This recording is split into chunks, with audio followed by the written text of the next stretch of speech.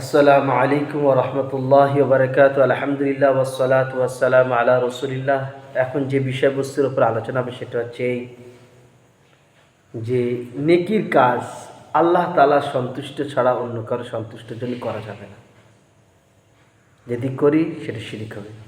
হাদিসের মধ্যে এসেছে মান সাল্লা রিয়াআন ফাকাদ আশরাকা ওয়া মান সামা রিয়াআন ফাকাদ আশরাকা ওয়া মান তাসাদ্দাকা রিয়াআন ফাকাদ আশরাকা। যে ব্যক্তি নামাজ পড়ল মানুষের দেখানোর জন্য, শিরক করল। যে ব্যক্তি রোজা রাখলো মানুষের কাছে বাহবা পাওয়ার জন্য, মানুষ ভালো বলবে বলে, শিরক করল। যে ব্যক্তি দান খয়রাত করছে নিজের বড়ত্ব বর্ণনা করার জন্য, মশহুর হওয়ার জন্য, লোকে ভালো বলবে, লোক দেখানোর জন্য, শিরক করল। আসুন আরেকটা হাদিস শুনি।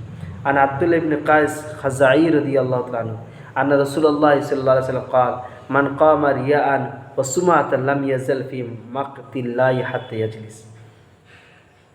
তাফসীর ইবনে কাসিরের মধ্যে লেখা আছে, হযরত আব্দুল্লাহ ইবনে কায়েস খাযাই বলছেন যে রাসূল পাক সাল্লাল্লাহু আলাইহি ওয়াসাল্লাম বলেছেন, যে ব্যক্তি কোনো নেকির কাজ নিজের শোহরাতের জন্য, ফেমাস হওয়ার জন্য, মানুষ দেখানোর জন্য করে, যতক্ষণ পর্যন্ত এই কাজ না ছাড়ে আল্লাহ তাআলা তার প্রতি নারাজ থাকে।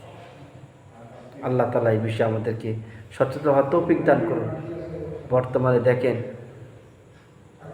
নেকির কাজ এই দুই উদ্দেশ্য হচ্ছে যে লোকে খারাপ বলবে বলে, নেকির কাজ এই উদ্দেশ্য হচ্ছে যে লোক ভালো বলবে বলে। আল্লাহ তাআলা আমাদের সকলকে হেফাজত করে বলে না।